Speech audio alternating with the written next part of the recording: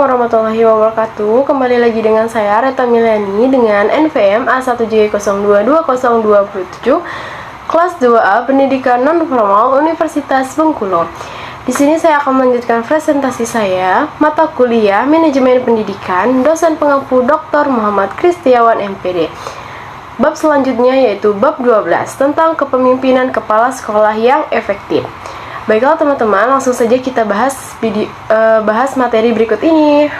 Baiklah, teori yang akan kita bahas dalam presentasi kali ini, yang pertama ada konsep kepemimpinan, yang kedua ada faktor yang mempengaruhi perilaku kepemimpinan, yang ketiga teori kepemimpinan, yang keempat syarat dan prinsip kepemimpinan pendidikan, yang kelima fungsi kepemimpinan, yang keenam kepemimpinan kepala sekolah yang efektif. Selanjutnya, kunci sukses menjadi kepemimpinan. Yang terakhir itu ada gaya kepemimpinan.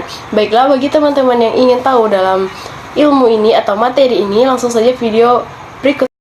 Kata kepemimpinan mungkin tidak asing lagi di telinga teman-teman, bahwa kepemimpinan itu adalah kemampuan atau usaha seseorang untuk menggerakkan seseorang atau tim maupun kelompok agar mau bekerja sama, melaksanakan tugas yang telah diberikan kepadanya, mampu mendorong atau membuat karyawan itu berbuat hal yang positif dan meminimalisir perilaku negatif, serta mampu mengembangkan dan memanfaatkan potensi atau sumber daya yang ada di dalam sebuah organisasi untuk mencapai tujuan secara efektif dan efisien. Sedangkan pemimpin itu adalah objek atau pemimpin atau yang memimpin dalam perusahaan atau organisasi. Selanjutnya, ada faktor yang mempengaruhi perilaku kepemimpinan.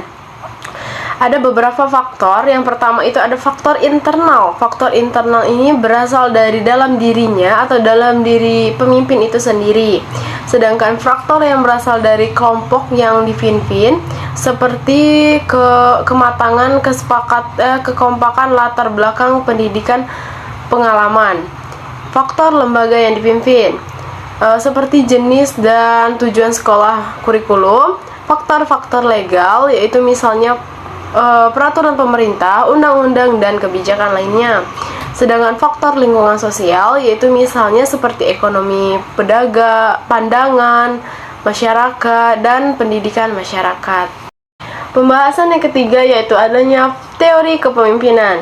Jadi kepemimpinan dalam teori orang terkemuka merupakan kelompok teori ini disusun berdasarkan cara identifikasi dengan mempelajari sifat-sifat yang menonjol dari pemimpin atas keberhasilan tugas yang dijalankan, terutama kemampuan dalam memimpin.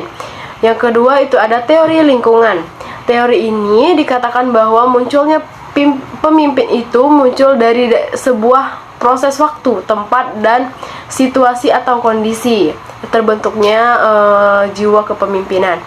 Untuk teori pribadi dan situasi, yaitu teori ini pada dasarnya mengakui bahwa kepemimpinan itu merupakan gabungan dari 3 faktor perangkai atau sifat pribadi pemimpin, sifat dari kelompok dan anggota. Teori selanjutnya yaitu teori interaksi dan harapan. Nah, teori ini mempunyai 3 variabel, yaitu yang pertama itu aktivitas, interaksi, dan sentimen atau harapan.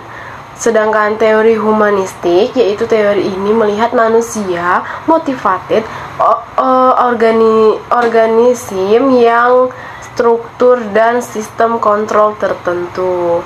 Jadi bisa dipahami bahwa kepemimpinan itu banyak bukan hanya dari diri sendiri. Mungkin kepemimpinan itu bisa terwujud karena adanya lingkungan sekitar, faktor dan faktor lainnya. Yang keempat itu ada syarat dan prinsip kepemimpinan pendidik. Yang pertama, seorang pemimpin harus memiliki kepribadian yang terpuji, antara lain periang, ramah, bersemangat, pemberani, murah hati, spontan, percaya diri, dan memiliki kepekaan sosial yang tinggi. Yang kedua, paham dan menguasai tujuan yang hendak dicapai dan mampu mengomunikasikan kepada bawahan dan stakeholder. Ketiga, memiliki wawasan yang luas di bidang tugasnya dan bidang-bidang lainnya yang relevan. 4. Berpegang pada prinsip-prinsip umum kependidikan yang meliputi konstruktur, komparatif, kreatif, partisipatif, mendelegasikan yang baik atau berprofesional. Jadi menjadi seorang pemimpin itu tidak sembarang. Harus ada syarat dan prinsip menjadi pemimpin yang baik dalam mengelola organisasi. Pembahasan selanjutnya tentang fungsi kepemimpinan. Fungsi instruksi. Yang pertama itu fungsi instruksi bersifat komunikasi satu arah. Pemimpin sebagai komunikator merupakan pihak yang menentukan apa, bagaimana, bila mana, di mana perintah itu dikerjakan agar keputusan dapat dilakukan secara efektif. Yang kedua, fungsi konsultasi. Fungsi ini bersifat komunikasi dua arah. Konsultasi itu yang dimaksud untuk memperoleh masukan berupa umpan balik untuk memperbaiki dan menyempurnakan keputusan-keputusan yang ditetapkan dan dilaksanakan. Yang ketiga, fungsi partisipasi. Dalam fungsi ini, pemimpin berusaha mengaktifkan orang-orang yang dipimpinnya. Yang keempat, fungsi delegasi. Fungsi ini dilaksanakan dengan memberikan pelimpahan wewenang, membuat menetapkan keputusan baik persetujuan maupun tidak dari atasan. Yang kelima, fungsi pengendalian.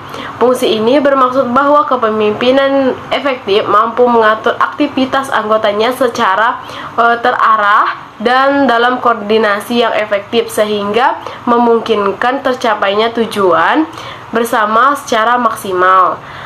Fungsi ini dapat diwujudkan melalui kegiatan bimbingan, pengen koordinasi, pengarahan. Pembahasan selanjutnya adanya kepemimpinan kepala sekolah yang efektif. Yang pertama itu ada inisiatif. Pemimpin harus tanggap dengan keadaan dan kondisi organisasi yang dipimpinnya serta memiliki daya inisiatif yang tinggi. Yang dua itu inquiry. Dalam memimpin, maka seorang pemimpin harus memiliki informasi yang berkomprehensif tentang hal yang menjadi langsung jawabannya. Yang ketiga, advocacy. Dukungan sangat dibutuhkan dalam kepemimpinan. Yang keempat, conflict solving. Pemimpin salah satu inisiatif dan kreatif juga dituntut harus memiliki kemampuan untuk memecahkan masalah dalam organisasi. Yang ketiga, decision making. Seorang pemimpin dalam menjalankan kepemimpinannya dituntut memiliki kemampuan dalam memutuskan segala sesuatu yang terbaik. Bahasan yang ketujuh yaitu kunci akses kepemimpinan.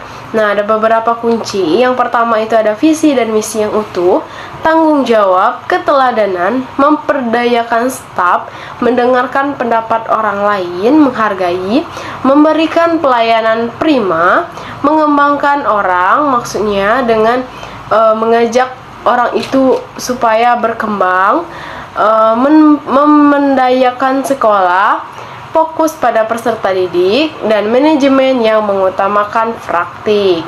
Baiklah, itu aja kunci sukses dalam menjadi kepemimpinan yang dapat saya sampaikan. Gaya kepemimpinan. Yang pertama ada tipe otoriter. Otoriter ini biasanya membuat keputusan dalam kekuasaan itu diri sendiri tanpa berkonsultasi dengan pihak lain.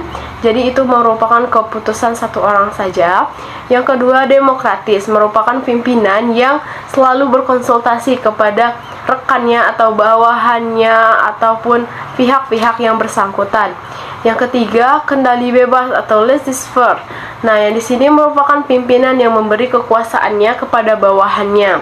Yang ketiga itu ada pseudo demokrasi. Tipe ini disebut juga sebagai demokrasi semu. Seorang pemimpin yang mempunyai tipe ini biasanya hanya nampak saja demokratis, padahal sebenarnya beliau tindakannya bersifat otoriter.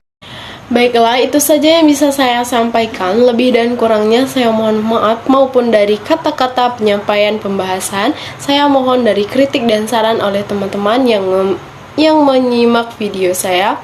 Dan jangan lupa klik link di bawah ini sebagai evaluasi video pembelajaran saya. Saya akhiri dan sampai jumpa.